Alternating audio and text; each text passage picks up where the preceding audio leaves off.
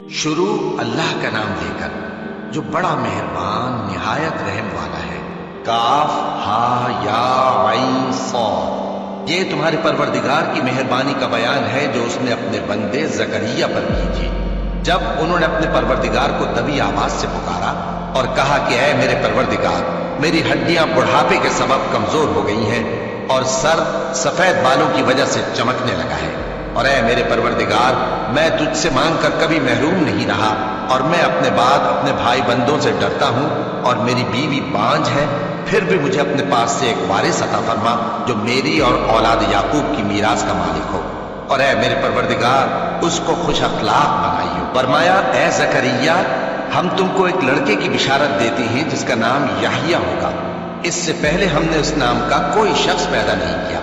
انہوں نے کہا کہ پروردگار، میرے ہاں کس طرح لڑکا ہوگا جبکہ میری بیوی بانجھ ہے اور میں بڑھاپے کی اس حالت کو پہنچ گیا کہ سوکھ گیا ہوں؟ حکم ہوا کہ اسی طرح ہوگا۔ تمہارے پروردگار نے فرمایا ہے کہ مجھے یہ آسان ہے، اور میں پہلے تم کو بھی تو پیدا کر چکا ہوں اور تم کچھ چیز نہ تھی۔ کہا کہ پروردگار، میرے لیے کوئی نشانی مقرر فرما۔ فرمایا نشانی یہ ہے کہ تم صحیح و سالم ہوتے ہوئے 3 رات دن لوگوں سے بات نہ کر سکو گے۔ پھر وہ عبادت کے حجرے سے نکل کر اپنی قوم کے پاس آئے تو ان سے اشارے سے کہا کہ صبح و شام تسبیح کرتے رہو۔ فرمایا اے یحییٰ، ہماری کتاب کو مضبوطی سے تھامے رہو، اور ہم نے ان کو لڑکپن ہی میں دانائی عطا فرمائی تھی اور اپنے پاس سے شفقت اور پاکیزگی دی تھی، اور وہ پرہیزگار تھے اور وہ اپنے ماں باپ کے ساتھ نیکی کرنے والے تھے اور سرکش اور نافرمان نہیں تھے۔ اور جس دن وہ پیدا ہوئے اور جس دن وفات پائیں گے اور جس دن زندہ کر کے اٹھائے جائیں گے ان پر سلام ہے۔ اور کتاب یعنی قرآن میں مریم کا بھی تذکرہ کرو، جب وہ اپنے لوگوں سے الگ ہو کر مکان کے مشرقی حصے میں چلی گئیں، پھر انہوں نے ان کی طرف سے پردہ کر لیا تو ہم نے ان کی طرف اپنا فرشتہ بھیجا، سو وہ ان کے سامنے ایک خوبصورت مرد کی صورت میں آیا۔ مریم بولی کہ اگر تم پرہیزگار ہو تو میں تم سے بچنے کے لیے رحمان کی پناہ لیتی ہوں۔ فرشتے نے کہا کہ میں تو تمہارے پروردگار کا بھیجا ہوا یعنی فرشتہ ہوں، اور اس لیے آیا ہوں کہ تمہیں پاکیزہ لڑکا بخشوں۔ مریم نے کہا کہ میرے ہاں لڑکا کیوں کر ہوگا جبکہ مجھے کسی مرد نے بطور شوہر چھوا تک نہیں اور میں بدکار بھی نہیں ہوں۔ فرشتے نے کہا کہ یوں ہی ہوگا۔ تمہارے پروردگار نے فرمایا کہ یہ مجھے آسان ہے اور میں اسے اسی طریق پر پیدا کروں گا تاکہ اس کو ہم لوگوں کے لیے اپنی طرف سے نشانی اور ذریعہ رحمت بنائیں، اور یہ کام مقرر ہو چکا ہے۔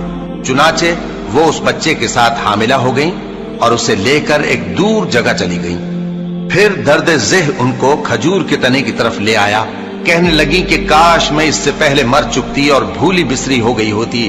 تب ان کے ٹیلے کے نیچے کی جانب سے فرشتے نے ان کو آواز دی کہ غمناک نہ ہو، تمہارے پروردگار نے تمہارے نیچے ایک چشمہ پیدا کر دیا ہے، اور کھجور کے تنے کو پکڑ کر اپنی طرف ہلاؤ، وہ تم پر تازہ عمدہ کھجوریں گرائے گا، تو کھاؤ اور پیو اور آنکھیں ٹھنڈی کرو۔ اگر تم کسی آدمی کو دیکھو تو کہنا کہ میں نے اللہ کے لیے روزے کی منت مانی، تو آج میں کسی آدمی سے ہرگز کلام نہیں کروں گی۔ پھر وہ اس بچے کو اٹھا کر اپنی برادری والوں کے پاس لے آئیں۔